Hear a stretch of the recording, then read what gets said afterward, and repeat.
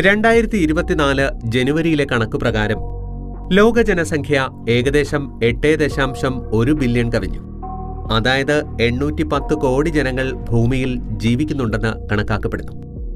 ഈ 810 കോടി ജനസംഖ്യയിൽ ബഹുഭൂരിപക്ഷം വരുന്ന ജനങ്ങളും പ്രധാനപ്പെട്ട 3 മതങ്ങളായ ക്രിസ്ത്യൻ, ഇസ്ലാം, ഹിന്ദു മതവിശ്വാസികളാണ്. ഇതുകൂടാതെ ബുദ്ധ, ജൈന, പാഴ്സി തുടങ്ങി മറ്റനേകം മതങ്ങളും നിലവിലുണ്ട്. ഏകദേശം 240 കോടിയോളം അനുയായികളുള്ള ക്രിസ്തുമതമാണ് ലോകത്തിലെ ഏറ്റവും വലിയ മതം. രണ്ടാമത്തെ വലിയ മതം ഏകദേശം 190 കോടിയോളം അനുയായികളുള്ള ഇസ്ലാം മതമാണ്. മൂന്നാമത്തെ വലിയ മതമാകട്ടെ ഏകദേശം 120 കോടിയോളം അനുയായികളുള്ള ഹിന്ദുമതവുമാണ്. അതിൽ യഥാക്രമം ക്രിസ്ത്യാനികൾ ജീസസിനെയും, മുസ്ലിങ്ങൾ അല്ലാഹുവിനെയും, ഹിന്ദുക്കൾ ബ്രഹ്മാവ്, വിഷ്ണു, ശിവൻ തുടങ്ങിയ മറ്റനേകം ദൈവങ്ങളെയും ആരാധിക്കുന്നു. ഈ വിഷയങ്ങൾ നമുക്കെല്ലാം അറിയുന്നത് തന്നെയാണ്. എങ്കിലും എന്തിനാണ് ജനങ്ങൾ ദൈവത്തിനെ വിശ്വസിക്കുന്നത്? ദൈവമെന്നാൽ എന്ത്? ദൈവം സത്യമോ മിഥ്യയോ? നമ്മെ സൃഷ്ടിച്ചവനോ നമ്മെ സംഹരിക്കുന്നവനോ? അതോ നമ്മെ ഭരിക്കുന്നവനോ? അല്ലെങ്കിൽ ഇത് മൂന്നും ചേർന്നവനോ? ആരാണ് ദൈവം? ഭഗവാനും ഈശ്വരനും ഒന്നാണോ? എന്താണവർ തമ്മിലുള്ള വ്യത്യാസം? ദൈവത്തിനെ എങ്ങനെ കാണുവാൻ കഴിയും? ദൈവത്തിന്റെ അനുഗ്രഹം എവിടെ ചെന്നാൽ കിട്ടും? ഈ ചോദ്യങ്ങൾക്കെല്ലാമുള്ള മറുപടി നമുക്ക് എവിടെ നിന്ന് ലഭിക്കും? ചർച്ചിലോ ക്ഷേത്രങ്ങളിലോ മറ്റാരാധനാ കേന്ദ്രങ്ങളിലോ ദൈവങ്ങളുടേതെന്ന് പറഞ്ഞു നിർമ്മിക്കപ്പെട്ടിരിക്കുന്ന വിഗ്രഹങ്ങൾ എല്ലാം ആരുടേതാണ്? ബ്രഹ്മാവും വിഷ്ണുവും ശിവനും രാമനും കൃഷ്ണനും ജീസസും നബിയും ബുദ്ധനും ഗുരുവും മഹാവീരരും ഇവരെല്ലാം ആരാണ്? യഥാർത്ഥത്തിൽ ഇവരെല്ലാം ദൈവങ്ങളാണോ? അല്ലെങ്കിൽ അവർ ദൈവങ്ങളായി മാറിയതാണോ? അതുമല്ലെങ്കിൽ അവരെ ദൈവങ്ങളായി മാറ്റപ്പെട്ടതാണോ? ദൈവമെന്ന സങ്കല്പം ലോകത്തെ എങ്ങനെയാണ് തുടങ്ങിയത്? എന്തുകൊണ്ടാണ് അതിപ്പോഴും പ്രചാരത്തിലുള്ളത്? അതിന്റെ പേരിൽ വംശവർഗീയാധിഷ്ഠിത രാഷ്ട്രീയം നടത്തുന്ന രാഷ്ട്രീയക്കാരെയും അതിന്റെ പേരിൽ ധനാപഹരണം നടത്തുന്ന മനുഷ്യരെയും ലോകമെങ്ങിലും താന്താങ്ങളുടെ ദൈവത്തിന്റെയും മതത്തിന്റെയും പേരിൽ തട്ടിപ്പുകൾ നടത്തി ജീവിക്കുന്ന തട്ടിപ്പുകാരെയും ദൈവം എന്തുകൊണ്ട് ശിക്ഷിക്കുന്നില്ല? അവരെ ശിക്ഷിക്കുന്നൊരു കാലം വരുമോ? അല്ലെങ്കിൽ അവരെല്ലാം സുഭിക്ഷമായി ജീവിച്ചു മരിച്ചു പോകുമോ? ഇതുപോലെയുള്ള എണ്ണിയാലൊടുങ്ങാത്ത ചോദ്യങ്ങൾക്കുള്ള മറുപടിയായും ദൈവത്തിന്റെ യാഥാർത്ഥ്യം എന്തെന്നതിനെയും ഉണർത്തുന്ന വിധത്തിലുള്ള ദൃശ്യവിരുന്നാണ് ഇന്നത്തെ നമ്മുടെ വീഡിയോ. ഈ വീഡിയോയിലൂടെ നമുക്ക് ദൈവത്തിന്റെ അസ്തിത്വത്തെക്കുറിച്ച് ധാർമ്മികമായി മാത്രമല്ല സയൻസിന്റെ പിൻബലത്തോടെയും അറിയുവാൻ ശ്രമിക്കാം.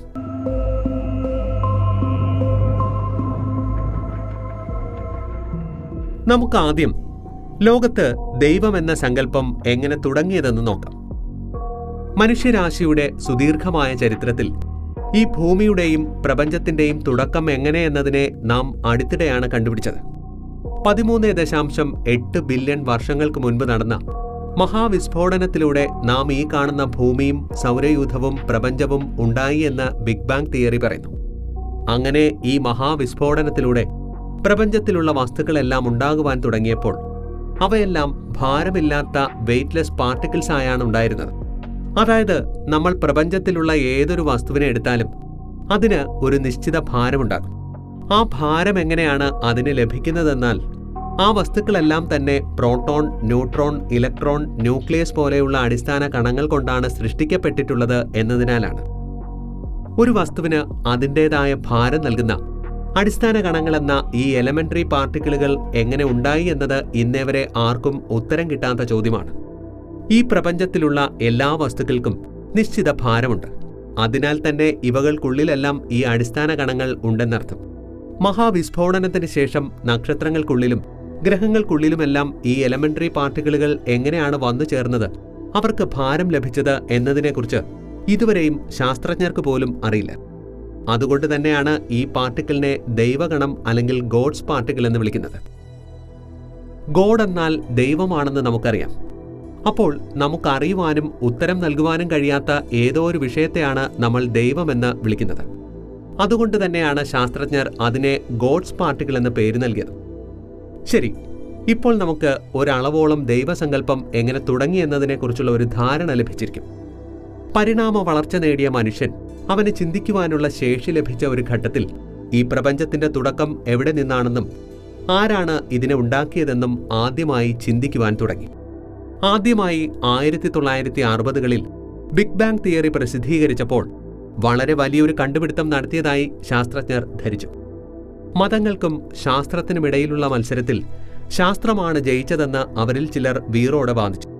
പക്ഷേ മറ്റു ചില പ്രധാനപ്പെട്ട ചോദ്യങ്ങൾ ആ വാദങ്ങളുടെ മുനയൊടിച്ചു. അതെന്തെന്നാൽ മഹാവിസ്ഫോടന സിദ്ധാന്തത്തിലൂടെ പ്രപഞ്ചവും ഭൂമിയും എല്ലാം ഉണ്ടായത് എന്നത് ശരി. എങ്കിലും ആ മഹാവിസ്ഫോടന തുടക്കമുണ്ടായത് ചെറിയൊരു ബിന്ദുവിൽ നിന്നാണല്ലോ. ആ ബിന്ദു എന്താണ്? അതെങ്ങനെ ആദ്യമുണ്ടായി? ആരാണ് അതിനെ ഉണ്ടാക്കിയത്? ഹൈഡ്രജനെയും നൈട്രജനെയും പോലെയുള്ള വായുകൾ കൊണ്ടാണ് ഉണ്ടായതെന്ന് പറഞ്ഞാൽ അവകളെ ഉണ്ടാക്കിയത് ആരാണ്? സൃഷ്ടി എന്നൊന്നുണ്ടെങ്കിൽ തീർച്ചയായും അവിടെ ഒരു സൃഷ്ടാവ് വേണം. സൃഷ്ടാവെന്നൊരാളുണ്ടെങ്കിൽ അയാളെയും ആരെങ്കിലും സൃഷ്ടിച്ചിരിക്കണം. ഇത് ആറ്റമില്ലാ ചക്രമായെങ്ങനെ പൊയ്ക്കൊണ്ടിരിക്കും. ഇതിനെയാണ് ഇംഗ്ലീഷിൽ is there is a creation there must be a creator എന്ന് പറയുന്നത്. ഈ ഉത്തരമില്ലാ സമസ്യയായ സൃഷ്ടിപ്പിനെ സൃഷ്ടിച്ചവനെയാണ് മറ്റൊരുത്തരമില്ലാ സമസ്യയായ ദൈവമെന്ന് നാം ഇപ്പോൾ വിളിക്കുന്നത്. എന്നാൽ പ്രാചീന കാലത്ത് ദൈവമല്ലെങ്കിൽ ഈശ്വരനെന്ന് ആരെയാണ് പറഞ്ഞിരുന്നതെന്ന് നമുക്കിനി കാണാം. ഈശ്വരനും ഭഗവാനും ഒന്നാണ്. ഈ ലോകത്തിൽ ഈശ്വരന്റെ ശക്തിയിൽ വിശ്വസിക്കുന്നവർ കോടിക്കണക്കിനാണ്. എന്നാൽ വളരെ കുറച്ചുപേർ ഈശ്വരന്റെ അസ്തിത്വത്തെ അംഗീകരിക്കുന്നുമില്ല. സയൻസിൽ വിശ്വസിക്കുന്ന ശാസ്ത്രജ്ഞർ പോലും ഇന്നുവരെ ഈശ്വരന്റെ അസ്തിത്വത്തെ പൂർണ്ണമായും തള്ളിപ്പറഞ്ഞിട്ടില്ല. അതേസമയം അവർ വിശ്വസിക്കുന്നത് ഓരോ വസ്തുവിന്റെയും നിർമ്മാണത്തിന് പുറകിൽ ആരെങ്കിലുമൊക്കെ കാരണമാകാറുണ്ട് എന്നാണ്. അങ്ങനെയെങ്കിൽ നമ്മൾ ചെയ്യുന്ന പൂജകളിലും മറ്റാരാധനകളിലും മൂർത്തി സ്വരൂപത്തിൽ ഈശ്വരനെ സങ്കല്പിക്കുന്നത് സത്യമോ അതോ മിഥ്യയോ? നമ്മളിൽ പലരും ചെറുപ്പം മുതൽ വീടുകളിലും ആരാധനാലയങ്ങളിലും പലതരത്തിലുള്ള ദേവീദേവന്മാരെ പൂജിക്കുന്നുണ്ടായിരിക്കുമല്ലോ. നമ്മൾ ആ സ്വരൂപത്തെ കണ്ണുമടച്ച് ധ്യാനിച്ചിട്ടുമുണ്ടാകും. എന്നാൽ നമുക്ക് ഈ മൂർത്തി രൂപങ്ങൾ പ്രദാനം ചെയ്തത് ആരാണെന്ന് നിങ്ങൾ എപ്പോഴെങ്കിലും ചിന്തിച്ചിട്ടുണ്ടോ? നമുക്ക് വേദങ്ങളിലും പുരാണങ്ങളിലും മറ്റ് ധാർമ്മിക ഗ്രന്ഥങ്ങളിലും പറഞ്ഞു തരുന്നത് പോലെയാണോ യഥാർത്ഥത്തിൽ ഈശ്വരനുള്ളത്? ഈ ചോദ്യത്തിന്റെ ഉത്തരം അറിയുന്നതിന് മുൻപ് നമുക്ക് ആദ്യം ഈശ്വരൻ എന്നത് എന്താണെന്നും അതുപോലെ ഈശ്വരനും ഭഗവാനും തമ്മിൽ എന്ത് സാമ്യതയാണുള്ളതെന്നും അറിയേണ്ടതുണ്ട്. ശബ്ദധാരാവലിയിൽ ഇതേക്കുറിച്ച് തിരയുകയാണെങ്കിൽ ഈശ്വരന്റെയും ഭഗവാന്റെയും അർത്ഥം ഒന്നായിരിക്കും. ഇനിയത് വ്യാകരണത്തിലാണെങ്കിൽ ഈശ്വരനും ഭഗവാനും ഒരേ പദത്തിന്റെ പര്യായ വാക്യങ്ങളാണ്. ലോകത്തിന്റെ ധാർമ്മിക ഗ്രന്ഥങ്ങളിലെല്ലാം ഭഗവാന്റെ പല രൂപത്തെക്കുറിച്ച് വർണ്ണനകളുണ്ട്. ഋഷികളും മുനിവര്യന്മാരും തങ്ങളുടെ കാലത്ത് കാണുകയും മനസ്സിലാക്കുകയും അനുഭവിക്കുകയും ചെയ്തതാണിത്. രാമായണം എഴുതിയത് വാൽമീകി മഹർഷിയായിരുന്നു. അദ്ദേഹം സമൂഹത്തെ ശ്രീരാമന്റെ ധ്യാന സ്വരൂപത്തെക്കുറിച്ച് ബോധവാന്മാരാക്കി. ഈ രാമായണം പഠിച്ചാണ് സമൂഹ മനസ്സിൽ രാമസ്വരൂപം ഉടലെടുത്തത്. അദ്ദേഹം സീതാദേവിയെ വിവാഹം കഴിച്ചു. അനിവാര്യമായ ചില കാരണങ്ങളാൽ വനവാസത്തിന് പോയി. ശേഷം ലങ്കാധിപതി രാവണനെ വധിച്ചു. അതിനുശേഷം അയോധ്യയിലെ രാജാവുമായി. രാമായണത്തിലുടനീളം ശ്രീരാമ ഭഗവാന്റെ ജീവിത ദർശനങ്ങളെക്കുറിച്ചാണ് പറയുന്നത്. അതെഴുതിയതാകട്ടെ ചണ്ഡാളനായിരുന്ന വാൽമീകി മഹർഷിയാണ്. സമൂഹം ഇതിനെ നെഞ്ചിലേറ്റുകയും ഭഗവാന്റെ കഥയായി കരുതി ശ്രീരാമ ഭഗവാന് ക്ഷേത്ര സമുച്ചയങ്ങൾ നിർമ്മിക്കുകയും ചെയ്തു. രാമായണത്തിലും ഭഗവത്ഗീതയിലും ബൈബിളിലും ഖുറാനിലും ഗുരുഗ്രന്ഥ സാഹിബിലും ഈശ്വരനെ അറിഞ്ഞൊരു മഹാനായ വ്യക്തിയുടെ ജീവിത ദർശനമാണ് കാണുന്നത്. എന്നാൽ മനുഷ്യൻ അവരെ ഭഗവാൻ, ജീസസ്, നബി, വാഹി, ഗുരു എന്ന് സ്വീകരിച്ചു. ഈ ധാർമ്മിക ഗ്രന്ഥങ്ങളിൽ പലതിൻ്റെയും നിർമ്മാണം മനുഷ്യർ സ്വയം ചെയ്തതാണ്. അവരവരുടെ കാലഘട്ടത്തിലുണ്ടായിരുന്ന മഹാനായ വ്യക്തികളുടെ തീക്ഷ്ണമായ ജീവിതാനുഭവങ്ങളെ സംസ്കൃതം, ഹീബ്രു, അറബി, ഇംഗ്ലീഷ്, ഉറുദു, പഞ്ചാബി അങ്ങനെ അതാത് കാലങ്ങളിൽ ലോകത്തിൽ പ്രചരിച്ചിരിക്കുന്ന ഭാഷകളിലൊക്കെ എഴുതി പ്രചരിപ്പിച്ചു. ആ ധാർമ്മിക ബോധനകളെ പഠിപ്പിക്കുന്ന ആധ്യാത്മിക ഗ്രന്ഥങ്ങൾ സമൂഹങ്ങൾക്കിടയിൽ പ്രചരിക്കുവാൻ തുടങ്ങിയതോടെ വിശ്വാസികളുടെ എണ്ണവും കൂടി വന്നു. ഈ വിധത്തിൽ മഹാനായ വ്യക്തി അല്ലെങ്കിൽ മഹാപുരുഷനെ ഭഗവാനായി സങ്കല്പിച്ചുകൊണ്ട് അവരുടെ രൂപവും ഭാവവും നിറവുമൊക്കെ നിർണയിക്കപ്പെട്ടു. പിന്നീട് അതിന് ആരാധനാമൂർത്തിയുടെ രൂപം നൽകി ലോകസമക്ഷം സമർപ്പിക്കപ്പെട്ടു. അതെങ്ങനെയെന്നാൽ, നിങ്ങൾ ഇഷ്ടദേവന്റെ രൂപത്തിൽ ആരെ പൂജിക്കുന്നുവോ അദ്ദേഹം ജീവിച്ചിരുന്ന കാലഘട്ടത്തിൽ ജ്ഞാനിയും ഈശ്വരസത്ത അറിഞ്ഞവനുമായ മഹത് വ്യക്തിയുമായിരുന്നു. ഈ പ്രക്രിയയിൽ ധാർമ്മിക ഗ്രന്ഥരചയിതാക്കളായ ഋഷിവര്യർക്കും പാതിരിമാർക്കും മൗലാനമാർക്കും നിസീമമായ പങ്കാളിത്തമുണ്ട്. അവർ ഈ മഹാപുരുഷന്മാരെ കാൽപ്പനികതയിലൂടെ കാണുക മാത്രമല്ല, അവരുടെ അനുഭവങ്ങളെ അനുഭവിച്ചറിയുകയും ചെയ്തു. വർത്തമാനകാല ഉദാഹരണമായി നമുക്ക് ഭാരതത്തിന്റെ അഭിമാനവും സർവസമ്പന്നനുമായ അബ്ദുൽ കലാം സാറിനെ എടുക്കാം. അദ്ദേഹം സ്വയം ആർജിച്ച ഇച്ഛാശക്തിയിലൂടെ താൻ എന്താവാൻ ആഗ്രഹിച്ചുവോ അത് തന്നെ ആയിത്തീർന്നു. ഭൂമിയിൽ അതാത് കാലങ്ങളിൽ ഇതുപോലെയുള്ള മഹാപുരുഷന്മാർ ജന്മമെടുക്കുകയും അവരുടെ സൽപ്രവൃത്തികളും വിചാരധാരകളും കൊണ്ട് ലോകത്തെ സ്വാധീനിക്കുകയും ചെയ്തു. ജനങ്ങൾ അവർക്ക് ഭഗവാന്റെ സ്ഥാനവും നൽകി. ഈശ്വരനും ഭഗവാനും തമ്മിലുള്ള സാമ്യങ്ങളും വ്യത്യാസങ്ങളും എന്തൊക്കെയാണെന്ന് ഇതിലൂടെ നിങ്ങൾക്കിപ്പോൾ മനസ്സിലായിട്ടുണ്ടാകുമെന്ന് കരുതുന്നു. ആത്യന്തികമായി അവരുടെ മൂർത്തി പൂജയാണ് നാം ചെയ്യുന്നത്. പക്ഷേ ഇവിടെ നാം മനസ്സിലാക്കേണ്ടത് ഭഗവാനല്ല ഈശ്വരൻ എന്നതാണ്. എന്തുകൊണ്ടാണ് ഈശ്വരന് വ്യവസ്ഥാപിതമായൊരു രൂപമോ വർണ്ണമോ ആകാരമോ ഇല്ല? അത് നിരാകാരമാണ്. ഈശ്വരൻ സ്ത്രീയുമല്ല, പുരുഷനുമല്ല, ദേവനുമല്ല, ദേവിയുമല്ല. ഈശ്വരൻ ആകാശമോ ഭൂമിയോ ജലമോ അഗ്നിയോ കാറ്റോ അല്ല. ഈശ്വരൻ യേശുവല്ല, മാതാവുമല്ല, പിതാവുമല്ല, നബിയുമല്ല, രാമനുമല്ല, കൃഷ്ണനുമല്ല, ബുദ്ധനുമല്ല, ഗുരുവുമല്ല, ശിഷ്യനുമല്ല. ഈശ്വരന് സ്ഥലകാല വ്യത്യാസമില്ല. ആർക്കും ഈശ്വരനെ പ്രാപ്തമാക്കുവാനും സാധിക്കില്ല. ഈശ്വരൻ ഭൂമിയിലുമല്ല, ആകാശത്തുമല്ല. അവൻ സർവ്വവ്യാപിയാണ്. എങ്കിലും അവൻ ഒറ്റയാനും ഏകാന്തനുമാണ്. ഈശ്വരൻ നേരിട്ടാരെയും ശിക്ഷിക്കുന്നുമില്ല, ആരെയും രക്ഷിക്കുന്നുമില്ല. ഈശ്വരൻ സൃഷ്ടിയുടെ നിർമ്മാണത്തിന് മുൻപുമുണ്ടായിരുന്നു, അതിന് ശേഷവുമുണ്ടാകും. സൃഷ്ടി നശിച്ചുപോയാലും ഈശ്വരൻ മാത്രമേ നശിക്കാത്തതായി ഉണ്ടാവുകയുമുള്ളൂ. ഈശ്വരൻ ഈ ബ്രഹ്മാണ്ടത്തിൽ നിന്ന് വളരെ അകലെയാണെന്നതോടൊപ്പം തന്നെ ഏറ്റവും അടുത്തതുമാണ്. അത് ഭൂതം, ഭാവി, വർത്തമാനം എന്ന 3 കാലങ്ങളിലും വ്യാപൃതമാണ്. ഈശ്വരൻ ഒന്നു മാത്രമേ ഉള്ളൂ, അതുപോലെ മറ്റൊന്നില്ല. അതെല്ലാ ബന്ധനങ്ങളിൽ നിന്നും മുക്തവുമാണ്. അതൊരിക്കലും ഒന്നിനെയും ബന്ധിക്കുന്നുമില്ല, ഒരിക്കലും ബന്ധനത്തിലാകുന്നുമില്ല. ഈശ്വരൻ നിരാകാരവും നിർവികൽപ്പവും നിർവികാരവുമാണ്. എന്നുവെച്ചാൽ ഈശ്വരനെക്കുറിച്ച് വിചിന്തനം ചെയ്യുവാനോ അതിനൊരാകാരം കൊടുക്കുവാനോ മൂർത്തിരൂപത്തിൽ നിർമ്മിക്കുവാനോ സാധിക്കുകയില്ല. ഈശ്വരൻ ഒരിക്കലും ജനിച്ചിട്ടുമില്ല, മരിച്ചിട്ടുമില്ല. ചുരുക്കി പറഞ്ഞാൽ ഈശ്വരൻ സച്ചിത് ആനന്ദ സ്വരൂപമാണ്. സത്ത് എന്നതുകൊണ്ട് അർത്ഥമാക്കുന്നത് അതിന് തുടക്കമോ അവസാനമോ ഇല്ല എന്നതാണ്. ചിത്ത് എന്നതിന്റെ അർത്ഥമാകട്ടെ ഒരിക്കലും മാറാത്തതും അവസാനിക്കാത്തതും എന്നാണ്. ആനന്ദം കൊണ്ട് അർത്ഥമാക്കുന്നത് ലോകത്തിന് ആനന്ദം പകരുന്നത് എന്നാണ്. ഈശ്വരൻ പ്രകാശത്തിന്റെയും മനസ്സിന്റെയും ഗതിയേക്കാൾ വേഗത്തിൽ സഞ്ചരിക്കുന്നു.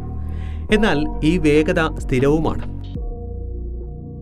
ഈശ്വരൻ സർവപ്രപഞ്ചത്തിലും പരിപൂർണനാണ്. അതോടൊപ്പം തന്നെ ഈ പ്രപഞ്ചത്തിന് പുറത്തും നിലനിൽക്കുന്നു. ഈശ്വരനല്ലാതെ ഭൂമിയിൽ ജനിച്ചവർ ആരോ അവരൊക്കെയും മരണത്തെ പ്രാപിച്ചിട്ടുണ്ട്. അവരൊന്നും ഈശ്വരനല്ല, മറിച്ച് അവർ ഭഗവാനാണ്. എന്തെന്നാൽ ഈശ്വരൻ ഒരിക്കലും ജനിക്കുന്നുമില്ല, മരിക്കുന്നുമില്ല. എന്തുകൊണ്ടാണ് ഭൗതികശാസ്ത്രത്തിന് ഇതുവരെയും ഈശ്വരനെ കണ്ടെത്തുവാൻ കഴിയാതെ പോയതെന്നും ഈശ്വരന് ഒരു നിറമോ രൂപമോ ശരീരമോ ഇല്ലാത്തതെന്നും നിങ്ങൾക്കിപ്പോൾ മനസ്സിലായിട്ടുണ്ടാകുമെന്നും കരുതുന്നു. സയൻസിന്റെ കണ്ണിലൂടെ നോക്കുകയാണെങ്കിൽ അതിനൊരിക്കലും ഈശ്വരനെ അന്വേഷിക്കേണ്ടതില്ല. എന്തുകൊണ്ടെന്നാൽ സയൻസ് എന്നത് ഒരു തരത്തിലുള്ള പദാർത്ഥ വിജ്ഞാനമാണ്.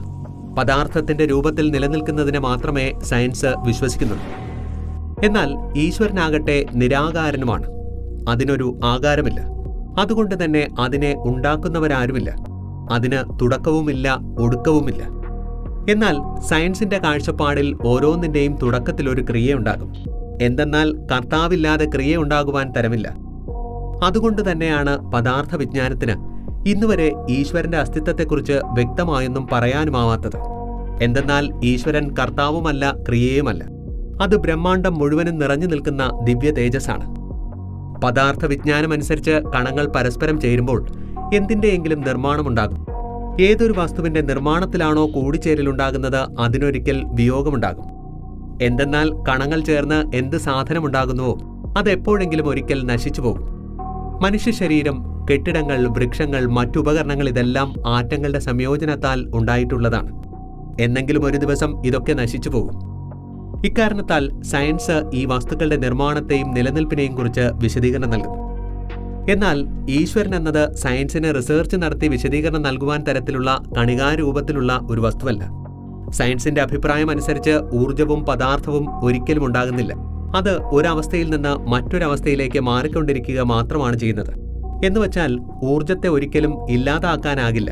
കൂടാതെ അതൊരിക്കലും തീർന്നു പോകുന്നുമില്ല. ഇവിടെയാണ് ഊർജത്തെയും പദാർത്ഥത്തെയും ആരാണ് നിർമ്മിച്ചതെന്ന ചോദ്യം ഉയരുന്നത്. കാരണം അതിന്റെ നിർമ്മാണത്തിന് പുറകിലുള്ള മൂലകാരണം സയൻസ് ഇതുവരെ കണ്ടുപിടിച്ചിട്ടില്ല. അതുപോലെ തന്നെ സയൻസിന്റെ കയ്യിൽ ഈശ്വരനെ ആരെ സൃഷ്ടിച്ചു എന്ന ചോദ്യത്തിനും ഉത്തരമില്ല. ഊർജവും പദാർത്ഥവും ഒരുപോലെ തന്നെ ഈശ്വരനും അനാദിയുമാണ്.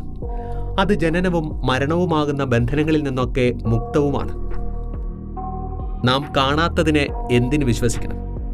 ലോകത്ത് ഇങ്ങനെയും കുറെ ആൾക്കാരുണ്ട്. അവർ ഈശ്വരനുണ്ടെന്ന് ഒരിക്കലും വിശ്വസിക്കുന്നില്ല. അതിന് കാരണമായി അവർ പറയുന്നത് എന്തെന്നാൽ പ്രത്യക്ഷത്തിൽ കാണാത്ത ഈശ്വരനെ എന്തിനു വിശ്വസിക്കണമെന്നതാണ്. ഇങ്ങനെയുള്ള വിശ്വാസം പുലർത്തുന്നവരെ പൊതുവിൽ നാസ്തിക് അഥവാ ഏത്തിസ്റ്റ് എന്നാണ് വിളിക്കുന്നത്. കണ്ണിൽ കാണുന്നതിൽ മാത്രമേ അവർ വിശ്വസിക്കുന്നുള്ളൂ. എന്നാൽ കുറച്ചു വസ്തുക്കൾ കണ്ണുകൊണ്ട് കാണുവാൻ കഴിയുന്നവയല്ല. അതിനർത്ഥം അതിന് അസ്തിത്വമേ ഇല്ല എന്നല്ല. മനുഷ്യന് കണ്ണുകളുണ്ട്. അതിന്റെ സഹായത്താൽ അവൻ ലോകം മുഴുവനും കാണുന്നു. എന്നാൽ അതേ കണ്ണുകളെ കണ്ണാടിയുടെ സഹായമില്ലാതെ മനുഷ്യനെ കാണുവാൻ സാധിക്കില്ല. വിശാലമായ സമുദ്രത്തിൽ വീഴുന്ന മഴത്തുള്ളികളുടെ പാടുകൾ കണ്ടെത്താനാകില്ല. പകൽ സമയത്തും ആകാശത്തിൽ നക്ഷത്രങ്ങൾ ഉണ്ടാകാറുണ്ട്. എന്നാൽ സൂര്യന്റെ പ്രകാശത്തിൽ അവകളെ കാണുവാൻ സാധിക്കില്ല. അതുപോലെ തന്നെ കാറ്റിനെയും അതിസൂക്ഷ്മ ജീവികളെയും നമുക്ക് കാണുവാനേ കഴിയില്ല. ഇപ്പറഞ്ഞതിന്റെ എല്ലാം അർത്ഥം ഇത്രയേ ഉള്ളൂ. കണ്ണുകൊണ്ട് കാണുന്നില്ല എന്ന് വിചാരിച്ച് അതിന് നിലനിൽപ്പില്ല എന്ന് പറയരുത്. ഇതൊക്കെ അവനവന്റെ കാഴ്ചപ്പാടിന്റെയും വിശ്വാസത്തിന്റെയും കളിയാണ്. നിങ്ങൾ എന്തെങ്കിലും വസ്തുവിനെ കണ്ടിട്ട് അതിന്റെ അസ്തിത്വത്തിൽ വിശ്വസിക്കുന്നുവെങ്കിൽ തീർച്ചയായും നിങ്ങൾ ആ വസ്തുവിനെ അറിയുകയും മനസ്സിലാക്കുകയും ചെയ്യുന്നുണ്ട്. നിങ്ങൾ ഒരു വസ്തുവിനെ അറിയാതെ അതിന്റെ അസ്തിത്വത്തിൽ സംശയിക്കുന്നുവെങ്കിൽ അഥവാ അതിന്റെ സാന്നിധ്യത്തെ സ്വീകരിക്കുന്നില്ലെങ്കിൽ നിങ്ങൾ സ്വയം മൂഢനാവുകയാണ് ചെയ്യുന്നത്. ഈശ്വരനെ വിശ്വസിക്കാത്ത നാസ്തികന് ഈശ്വരനെ വിശ്വസിക്കാതിരിക്കുവാനുള്ള പൂർണ്ണ അധികാരമുണ്ട്. കാരണം അവൻ അതിനെ കണ്ടിട്ടില്ല. പക്ഷേ അതുകൊണ്ട് ഈശ്വര വിശ്വാസത്തെ തള്ളിപ്പറയുവാനോ അത് അന്ധവിശ്വാസമാണെന്ന് പറഞ്ഞു പുച്ഛിക്കുവാനോ ഉള്ള അധികാരം അവർക്കില്ല. നിങ്ങളൊരു നാസ്തികനാണ്.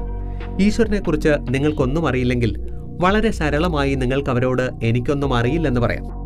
അതല്ലാതെ ഈശ്വരന്റെ അസ്തിത്വത്തെക്കുറിച്ച് വ്യഥ തർക്കിച്ചുകൊണ്ടിരിക്കേണ്ട ആവശ്യമില്ല. ഈശ്വരൻ ആരുടെയും കൂട്ടുകാരനല്ല. അവനൊരു പങ്കുകാരനുമില്ല. അതുകൊണ്ട് തന്നെ അവനെ അറിയുവാൻ മനുഷ്യന് അന്തരാത്മാവിൽ മനനം നടത്തേണ്ടിയിരിക്കുന്നു. എന്നിരുന്നാലും എല്ലാ മതങ്ങളിലെയും ഭഗവാന്മാർക്കും ദേവീദേവന്മാർക്കും സന്ദേശവാഹകരുണ്ടായിരുന്നു. ഈശ്വരൻ എല്ലായിടത്തും നിലനിന്നുകൊണ്ട് തന്നെ അദൃശ്യമാണ്, അകൽപ്പമാണ്. ഈശ്വരൻ സൃഷ്ടിക്കുന്നുമില്ല, സംരക്ഷിക്കുന്നുമില്ല, സംഹരിക്കുന്നുമില്ല. എങ്കിലും അതിന്റെ സാന്നിധ്യത്തിൽ ബ്രഹ്മാണ്ടവും സൂര്യനും ഭൂമിയും നക്ഷത്രങ്ങളും കൈപ്പിടിയിൽ നിൽക്കുന്നു. ഈശ്വരൻ എന്നത് അപരിമിതമായൊരു ശക്തിയും ഭഗവാൻ എന്നത് ഈശ്വരനെ അടുത്തറിഞ്ഞിരിക്കുന്ന ഒരു വ്യക്തിവിശേഷവുമാണ്.